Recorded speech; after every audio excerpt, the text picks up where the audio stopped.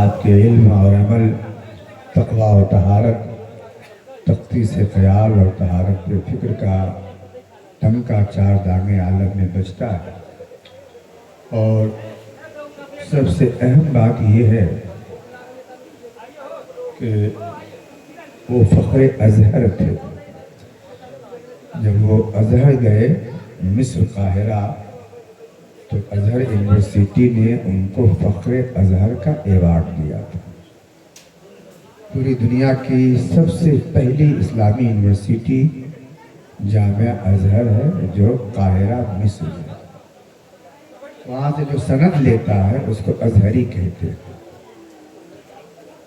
دنیا کو ازہر پہ فخر ہے کہ ہمیں وہاں کی ڈگری ملی ہوئی۔ اور کبھی آپ نے سوچا کہ دنیا کو ازہر پہ فخر ہے اور ازہر وہ ہے جس کو بریلی پہ فخر ہے۔ تاج الشریعہ کو فخر ازہر کا ہے۔ تو آپ ان کی مرید تھے، اللہ تعالیٰ ان کے پیر کے صدقے میں ان کے درجات بلند فرمائے۔ حضرات،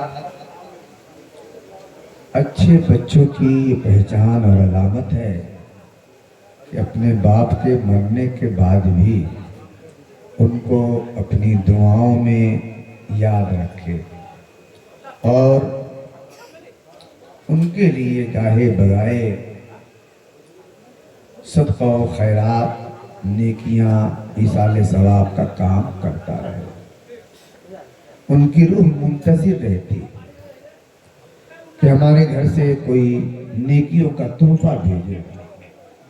حدیث شریف میں ہے کہ جب اولاد یا کوئی مردہ کے لیے نیکیوں کا تحفہ بھیجتا ہے، ایصال ثواب کرتا ہے، تو فرشتے ایصال ثواب سے حاصل ہوئے نیکیوں کو سونے کے تشت میں رکھ کر ریشم کے رومال سے ڈھک کر مردے کے پاس لے جاتے ہیں اور کہتے ہیں تمہارے گھر والوں نے تمہارے لیے نیکیوں کا یہ تحفہ بھیجا ہے۔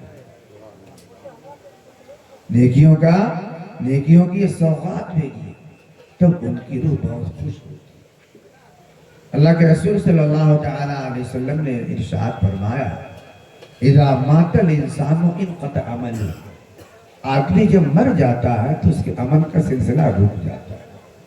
مرنے کے بعد نماز، روزہ، حج، زکوٰۃ نہیں، مگر تین چیزیں ایسی ہیں کہ مرنے والا مر تو گیا ہے لیکن مرنے کے بعد بھی اس کی نیکیوں کا سلسلہ چل رہا ہے اور اس کے نامہ اعمال میں نیکیاں لکھی جا رہی ہیں۔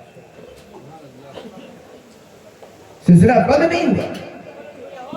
نماز تو نہیں پڑھ سکتا، روزہ تو نہیں رکھ سکتا، حج زکوٰۃ تو نہیں، لیکن تین کام کر کے گیا ہے تو اس تین کام سے جو نیکی مل رہی ہے اس کے کھاتے میں جمع ہو رہی ہے۔ اسی لیے قبر میں ایمان کا سوال ہوتا ہے، عمل کا سوال نہیں ہوتا۔ عمل کا سوال قیامت کے دن ہوگا۔ کیوں؟ نیکی ہو یا برائی، سلسلہ چل رہا ہے۔ تو جب تک کہ ساری نیکی جمع نہ ہو جائے یا ساری برائی جمع نہ ہو جائے فیصلہ نہیں ہوگا۔ اس لیے اللہ تعالیٰ نے قیامت کا دن رکھا کہ ساری نیکیاں جمع ہو جائیں۔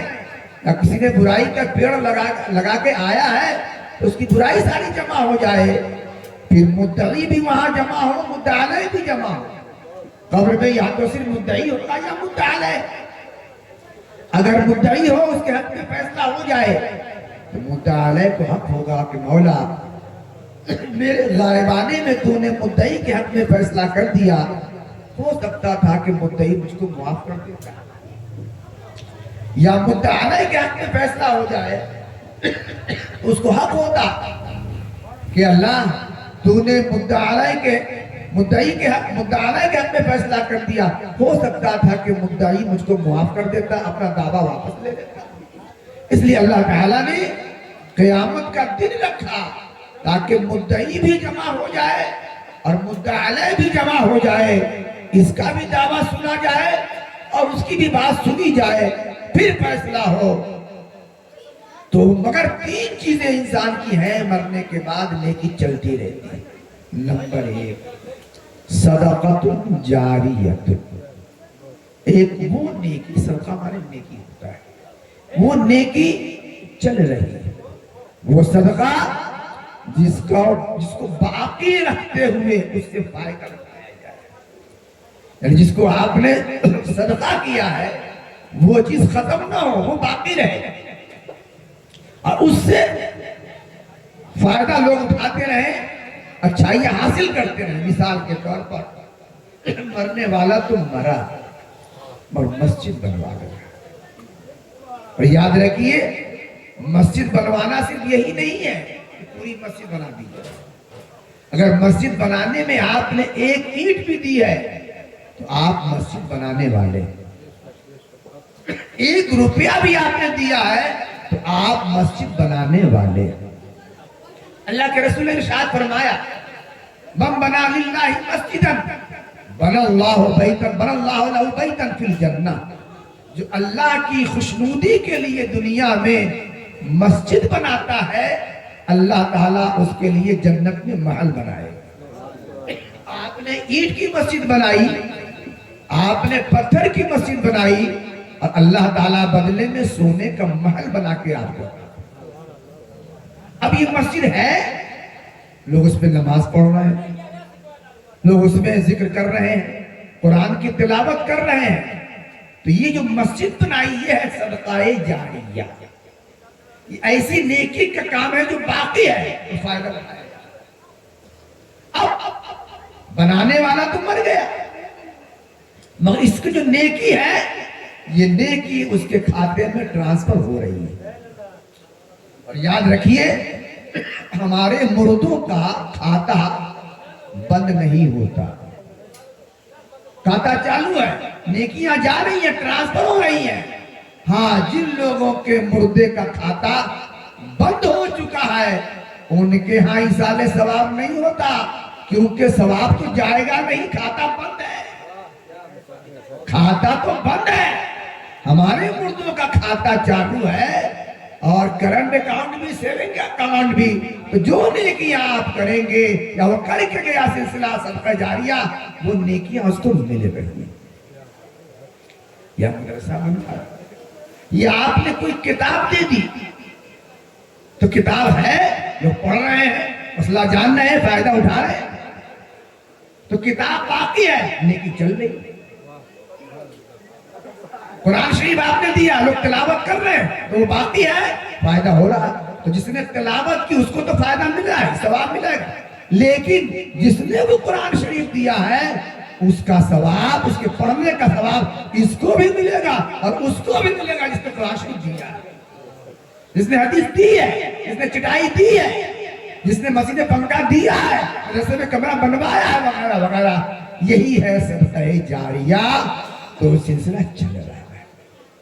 دوسرا ہے علم ينتفع به، وہ علم جس سے نفع اٹھایا، فائدہ اٹھایا ہے. مرنے والا تو مر گیا اور بیٹا کو بنا گیا حافظ، عالم بنا گیا. نہ حافظ بنایا نہ عالم بنایا مگر دین کی اتنی تعلیم دے دی کہ دین کی شدبد ہو گئی اور اپنی سمجھ سے لوگوں کے اندر دین کا کام کر رہا ہے. اور صرف یہ دینی تعلیم ہی نہیں جس کو آپ دنیاوی تعلیم کہتے ہیں، اگر دنیا کی تعلیم بھی دین کی بھلائی کے لیے ہو تو وہ دنیا کی تعلیم بھی دین کی تعلیم. قرآن پڑھ کر اگر کوئی دنیا کمائے تو قرآن کا علم دنیا کا علم ہے، اور کوئی سائنس پڑھ کے دین کا کام کرے تو سائنس کا علم دین کا علم. اصل چیز سائنس نہیں اور علم حدیث نہیں ہے، اصل یہ ہے کہ اس علم سے آپ دین کا کام کر رہے ہیں. آپ جغرافی جاننے والے ہیں، آپ سائنٹسٹ ہیں، آپ بایولوجی جاننے والے ہیں. اس علم سے آپ اپنے مذہب کا کام کر رہے ہیں، اپنے دین کا کام کر رہے ہیں. تو یہ بایولوجی یا سائنس یہی علم دین ہے. جس علم سے دین کا کام ہو وہ وہی علم دین ہے. قرآن پڑھ کے کوئی بھیک مانگے قرآن پڑھ کے دنیا کمائے، قرآن نہیں دیکھیے، اس قرآن کا استعمال وہ غلط کر رہا ہے، اس لیے اس کا قرآن پڑھنا دین کے لیے نہیں ہے، دنیا کے لیے۔ علم ينتفع به۔ جناب نواب صاحب مرحوم، انہوں نے اپنے بیٹے کو عالم بنایا، دین کی سمجھ دی، تو ان کی وجہ سے اگر کسی کو کچھ بھی فائدہ ہوا دین کا، کچھ بھی، تو ان کو تو ملے گا، ان کے والد صاحب کو بھی ملے گا۔ کیوں ملے گا؟ جڑ میں جب پانی ڈالا جاتا ہے تو اثر کہاں تک جاتا ہے؟ پھنگی تک جاتا ہے۔ ان کی رگوں میں جو خون دوڑ رہا ہے، اسی مرحوم باپ کا خون دوڑ رہا ہے، انہی کی محنت کا نتیجہ ہے کہ یہ دین کے عالم بنے، حافظ بنے، یا جو بھی بنے ہیں۔ اس لیے اللہ تعالیٰ ان کی اس محنت کو رائع نہیں فرمائے گا۔ مرنے والا مر کے چلا گیا ہے، ان کی اس کوشش کا فائدہ ان کو قبر میں بھی ملتا ہے۔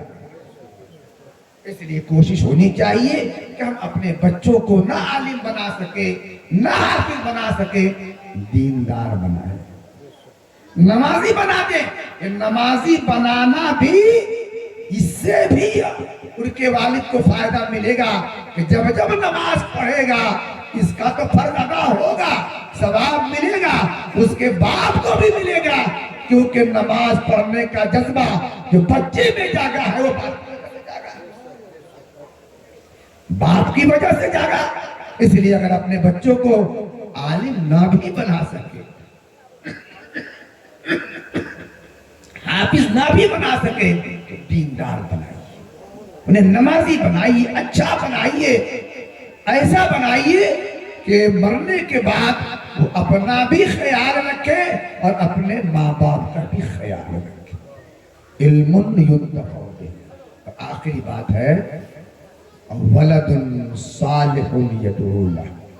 مرنے والا مر گیا، اولاد نیک چھوڑ گئے، اولاد نیک ہے، اچھی ہے، تو اس اچھی اولاد کی نیکیاں، وہ بھی نیکیاں ٹرانسفر ہوگی اس کے ماں باپ کو، نہ اس کی نیکی کم ہوگی، اور جتنی نیک اس نے کمائی ہے اسی نیکی کے برابر اس کو بھی۔ اس لیے ہمارے پاس اتنا ثواب ہے نہیں، اتنا کام کرتے ہیں، تو کم از کم ایسا کام ہم کو آپ کو کرنا چاہیے کہ مرنے کے بعد بھی ہم کو نیکیاں ملتی رہے، مرنے کے بعد بھی ہمارے کھاتے میں ثواب ٹرانسفر ہوتا رہے۔ یہ جو میلاد شریف کی محفل انتقال کے بعد بچے کرتے ہیں، جو دین کا جذبہ ان کے دل میں ڈالا گیا، نیکی کا خوگر بنایا، باپ نے بنایا۔ بہت سے ایسے بچے ہیں کہ مرنے کے بعد تو کیا زندگی میں نہیں دے، اور آج کے حالات تو اتنے خراب ہو گئے کہ ایک باپ 5 بچوں کو پال لیتا، مگر 5 بچہ مل کر ایک باپ کو نہیں پالتا، تب کہاں جا سکتا ہے؟ 2 دن تم کو کھلانا ہوگا، 2 دن تم کو کھلانا ہوگا، 1 دن تم کو کھلانا ہوگا۔ ایک باپ نے 5 بچوں کی پرورش کر دی، اور 5 بچہ مل کر ایک باپ کو نہیں برداشت کر پا رہا۔ کیوں؟ صحیح ہے کہ بچوں میں غلطی ہے، لیکن کچھ بوڑھوں میں بھی غلطی ہے۔ وجہ اس کی یہ ہے انہوں نے اپنے بچے کی دینی پرورش نہیں کی، دینی تربیت نہیں کی۔ باپ اس گمان میں پھرتا رہا کہ میرا بیٹا تو جامعہ ملیہ میں پڑھ رہا ہے، میرا بیٹا تو علی گڑھ میں پڑھ رہا ہے، سائنٹسٹ بن رہا ہے، جغرافی ITI کر رہا ہے، مگر اس نے کبھی یہ فکر نہ کی، یہ سوچا نہ کہ آخر باپ کی محبت اس کے دل میں نہ ہوگی تو چاہے وہ سائنٹسٹ بنے، چاہے کچھ بھی بنے، بڑھاپے میں وہ کام نہیں آ سکتا، بڑھاپے میں میرا خیال نہیں رکھے گا۔ وہی بچہ باپ کا بڑھاپے میں خیال رکھتا ہے جس کے دل میں سمجھ میں آئے کہ یہ میرا باپ ہے، اس کا میرا حق ہے۔ نبی کریم سید عالم صلی اللہ تعالی علیہ وسلم کے دربار میں بوڑھے آدمی آئے، صحابی، انہوں نے ان سے پہلے ان کے بیٹا ہے، آنے کے بعد عرض کیا یا رسول اللہ میرا باپ میری ساری کمائی لے لینا چاہتا ہے، میرے بھی خرچ ہیں आप फैसला कर दे। सरकार ने फरमाया बाप को बुलाओ। उनके वालिद साहब आए। आने के बाद सरकार ने फरमाया तुम्हारे बेटे ने ये शिकायत की है कि तुम अपने बेटे का सारा माल ले लेना चाहते हो। तो वालिद साहब ने अर्ज किया या रसूलल्लाह आप मेरे बेटे से पूछिए मैं इससे जो माल लेता हूँ क्या करता हूँ? इसकी माँ पे खर्चा करता हूँ, इसकी बहनों पे खर्चा करता हूँ, इसके फूफियों पे खर्चा करता हूँ, उन्हीं लोगों पर खर्चा करता हूँ जिन पर खर्चा करना इसके लिए वाजिब है। मैं कोई अलग तो नहीं करता, इस पर खर्चा करना इस पर वाजिब है, मैं उन्हीं पे खर्चा करता हूँ। इतने में जिब्रील आए अलैहिस्सलाम।